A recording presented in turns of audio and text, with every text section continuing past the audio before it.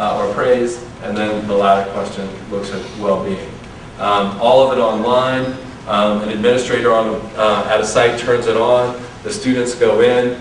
Let's say you all had laptops in front of you. We would post a student school access code on the board. You would go to the site, you plug in the school access code. For the first 3 years, we're not drilling down to the students, so we'd be able to aggregate the data across all of you. We then share it with the administrator then shares it with the mayor then shares it with the community, and we start talking about hope, engagement, and well-being. Yes? For the college survey, have you considered using some of George Koo and his colleagues' questions on engagement? Because they frame it different, but it's very powerful and has guided a lot of decision-making on campuses. Yes, we've considered it.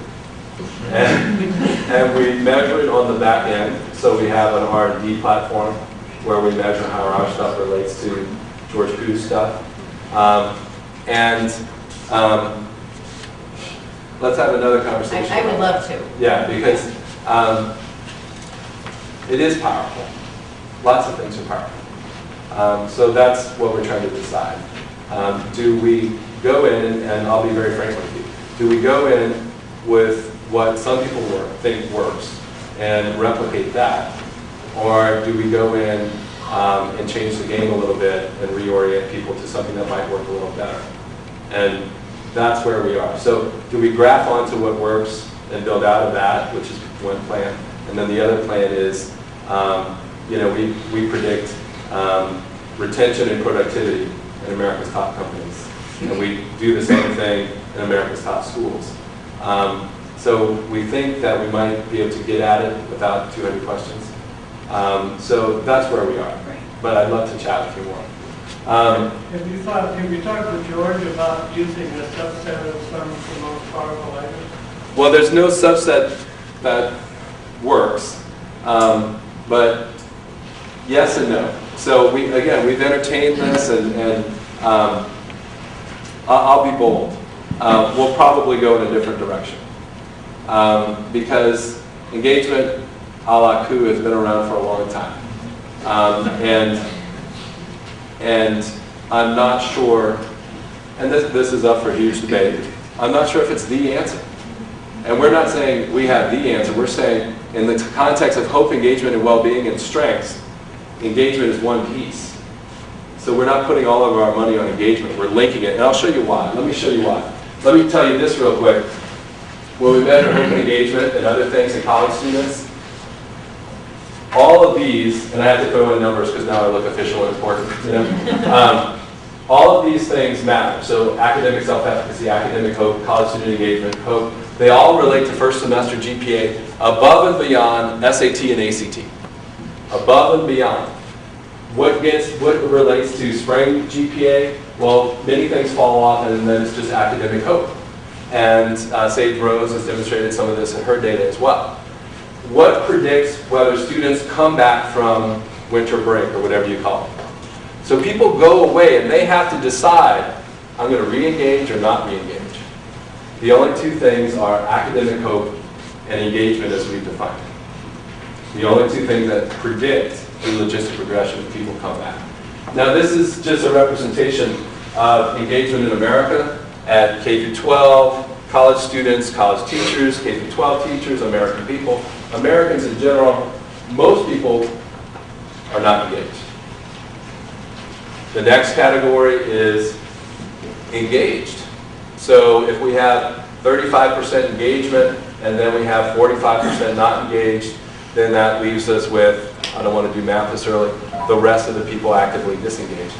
People who are actively disengaged undermine exactly what you're trying to do on campus. So you have professors, staff, students who are actively disengaged. Now this talks about well-being, so hope, engagement, well-being. This is related to the study that Nan Sook talked about yesterday, how she called it happiness, how the frequency of happiness relates to success, both academically and vocationally. It's actually the frequency of positive affect that relates to success. So we used to think doing well made us feel good. When we look at the data a little more critically, feeling good leads to us doing well. So that's where the kind of the experience side of well-being comes in.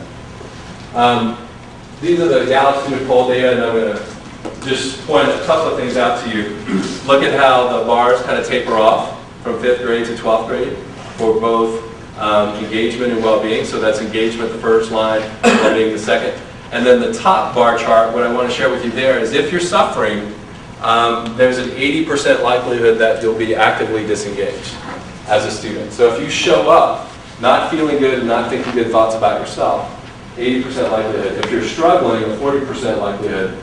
And thriving, only a 15% likelihood. So if you're thinking good thoughts and feeling good, then you have a 54, a 5 in 10 chance of ending up really engaged.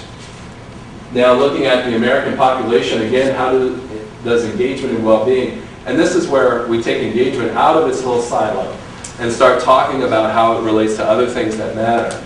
So engagement and well-being, and this slide is oriented in a way that I don't care for all that much, but folks who are actively disengaged have a 51%, 5 in 10 of them are struggling. Folks who are not engaged, 5 in 10 of them are struggling. Folks who are engaged, 6 in 10 are thriving. So we don't have the arrows built yet. We're doing structural equation modeling to look at how engagement drives well-being or well-being drives engagement. We know hope drives well-being. We think engagement drives well-being too, but we're trying to figure that out. So we haven't built the arrows. But we know that if you're thriving, you're quite likely to be engaged. If you're suffering, you're quite likely to be actively disengaged. Let me finish and then I'll take a few questions. How does strengths fit into this? Strengths is the one thing that we know of that has a chance of boosting all three. Strengths is the one thing, developing your personal strengths, whether that's through VIA or Clifton Strengths Finder, Strengths Quest, is the one thing we know of that has a chance of winning the trifecta. Okay? So you name and nurture strengths. Hopefully you get more hope, engagement, and well-being. We know it works for engagement.